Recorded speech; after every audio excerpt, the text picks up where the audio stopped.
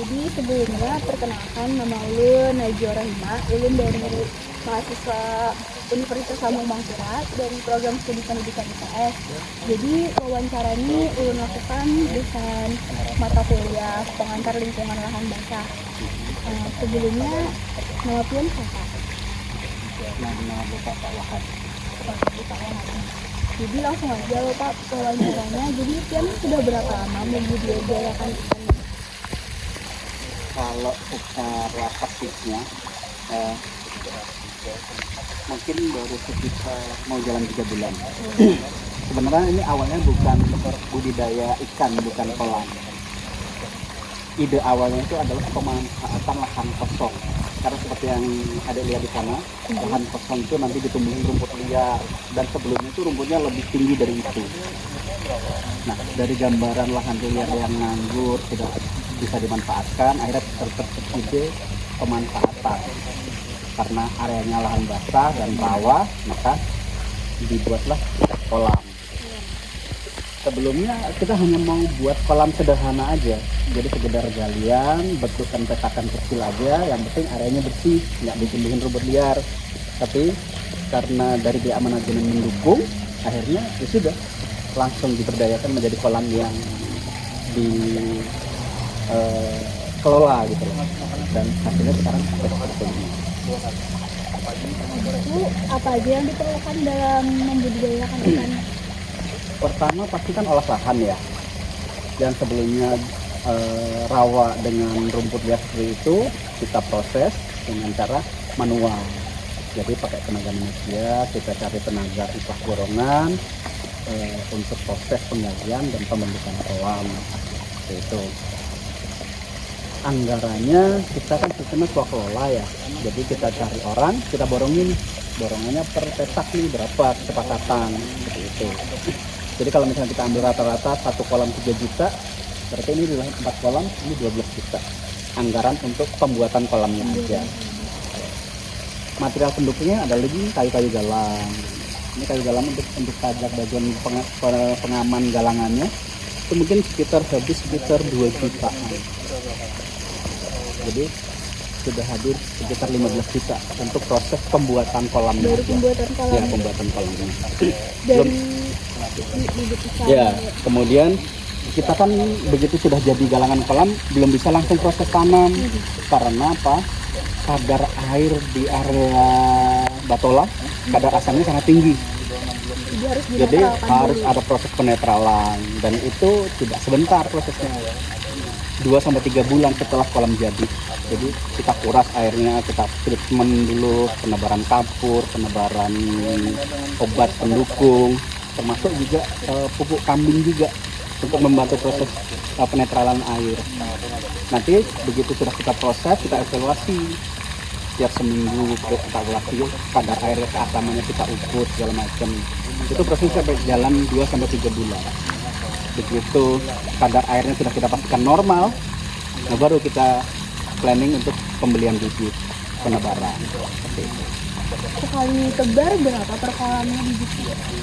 Kita alokasikan satu kolam itu 2.000 ekor. 2.000 ekor. Iya, 2.000 ekor untuk masing-masing tipe bibit ikan. Itu yang pasti lele. Nah, lele kita tebar 2.000 per kolam. Nah, kalau untuk patin yang kolam ini kan kolam perdana. Kita juga masih uji coba dulu. Ini dulu kita beli 500 ekor aja.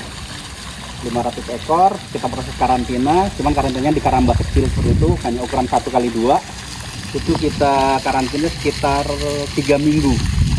Setelah 3 minggu, ikan dipastikan sudah beradaptasi dengan air, baru kita pindah ke sini. Jadi dari awal menebar benih sampai kayak sekarang 3 bulan tuh gimana aja pian merawat ikan? Yang pasti pemberian pakan ya, tergantung dari besar kecilnya ikan. Kalau dari proses yang ikan penebaran yang dari masa karantina, itu kan dengan tipe pakan yang paling kecil, AT ya? AT dengan tipe AT, itu yang tekanan yang butiran-butiran kecil. Kemudian masa ikan sudah berusia 3 minggu ke atas, kita rubah jenis pakannya ke PF dengan ukuran butiran yang lebih besar. Setelah kita tebar ke kolam besar, sudah kita pindah lagi tipe pakannya ke nomor yang lebih besar lagi. Seperti itu. Jadi selama Pia membudidayakan ikan selama 3 bulan ini apa aja kendalanya? Kan ini lahan basah tuh. Betul. Sulit. Kendala ada beberapa. Satu, kendala lingkungan. Lingkungan itu banyak hewan liar, biawak salah satunya. Itu menjadi kendala. Ini sekarang kita pasang jaring. Sebelum proses penebaran pun sudah kita pasang jaring, tapi tetap resikonya biawak bisa naik. Jadi masuk ke kolam itu jadi hama ikan. Kedua, hama dari dasar kolam sendiri yang mengakibatkan ikan berjamur. Nah, itu yang mengakibatkan potensi ikan mati. Jadi di sekutur tubuh gitu, di badan sama di mulut itu mereka luka gara-gara jamur itu. Dan itu jumlah kematiannya cukup banyak. Kasus pada saat kita perdana tebar ikan nila itu dari 2000 kita tebar benih itu hampir 600 mati. Tebar perdana ikan lele juga demikian. Dari 2000 kita tebar itu hampir mendekati angka 600 ekor mati. Tapi dari proses itu kita evaluasi nih. Oh, dalam masa penempatan di kolam besar ada potensi resiko ini, berapa hari setelah ditebar ada potensi resiko jamur. Itu. Kemudian kita evaluasi sambil kita konsultasi ke beberapa ahli di luaran sana, apa kira-kira obat buat menanggulangi resiko jamur itu. Nah, dari hasil konsultasi itu kita dapatlah beberapa nama formula yang bisa mencegah proses terjadinya penyakit jamur pada ikan. Dan alhamdulillah begitu proses kita jalankan, kita bisa mengurangi ya, hampir 80-90% resiko jamur. Dan per saat ini alhamdulillah yang sudah ditebar itu tidak ada resiko lagi ya. Dari 2000 paling hanya puluhan aja yang resiko kena penyakit jamur. Karena kita sudah mengantisipasi dari proses awal tanam sampai pemeliharaannya, kita sudah sediakan obat untuk mencegah itu. Jadi kiranya itu aja pertanyaan dari Ulun wawancaranya. Terima kasih banyak sudah meluangkan waktunya buat kami wawancara. Terima kasih. Terima kasih banyak. Jadi sebelumnya perkenalkan, nama Ulun Najwa Rahina, Ulun dari mahasiswa Universitas Lambung Mangkurat, program studi pendidikan IPS. Jadi wawancara ini terkait untuk mata kuliah pengantar lingkungan lahan basah. Jadi sebelumnya kalau boleh tahu nama Pian siapa? Oji. Oji. Oh, gitu. Jadi langsung aja ke wawancara pertamanya, jenis pakan apa aja yang digunakan buat ikan di sini? Oke, untuk pakan kita baru pakai satu merek namanya AT atau aktif gitu. Itu aja. Jadi apakah tiap umur ikan ini beda-beda pakannya? Ya, kalau misalkan untuk bibit yang baru datang itu usia mulai dari 5 sampai 15 hari bahkan 30 hari atau 1 bulan itu pakai pakan PF 1000 dari Primafit 1000. Itu ukurannya sangat kecil. Kemudian kalau misalkan udah di usia 2 bulan dia naik ke tingkat 2 namanya AT1, AT2 bahkan ke AT3. Itu cuma beda ukuran aja. Beda ukuran aja. Jadi kan tadi itu sudah dijelaskan kalau tadi itu kan katanya ikan ini ada penyakit jamur. Jadi cara pencegahannya kan pakai obat. Jadi obat apa sih yang digunakan buat mencegah penyakit jamur pada ikan? Kalau untuk obat itu kan kita juga tahu dari beberapa narasumber yang berhubungan langsung dengan ikan, dan latar belakang kita juga sebenarnya bukan perikanan, tapi kita belajar dari YouTube, entah dari relasi dari tim kita, mitra kita, untuk yang bagus ya, yang terbaik yang kita review itu ada 2. Yang pertama itu Red Blue Dog, kemudian ada Improvox 25. 2 itu yang saat ini kita pakai dan sejauh ini juga memang sangat membantu untuk mengatasi perkembangan jamur pada ikan.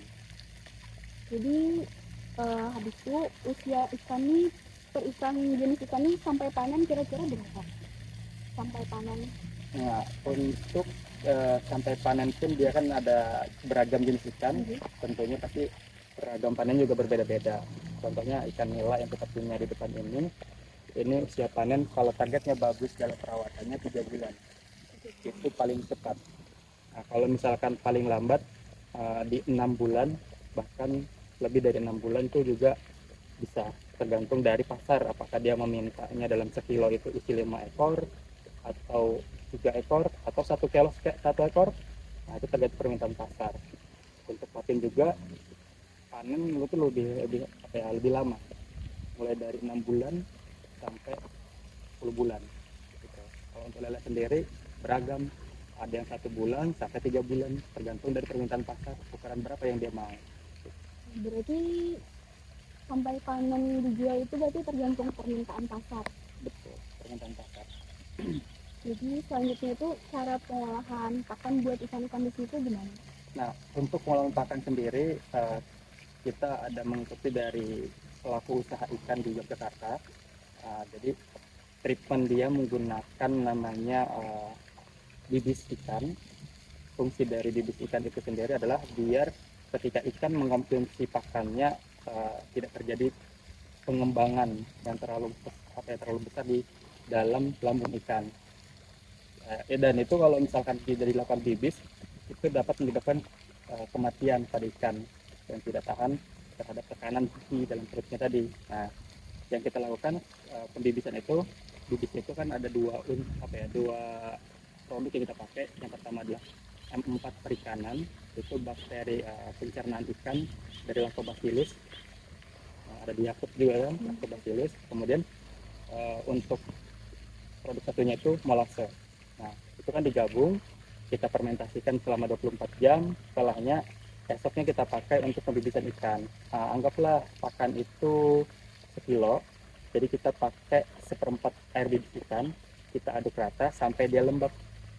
Nah, begitu udah lembab, tapi lembab itu nggak hancur ya, itu kita langsung aplikasikan ke ikan. Mungkin itu aja pertanyaan dari Ulun. Terima kasih banyak sudah meluangkan waktunya Baik, buat sama-sama. kami wawancara.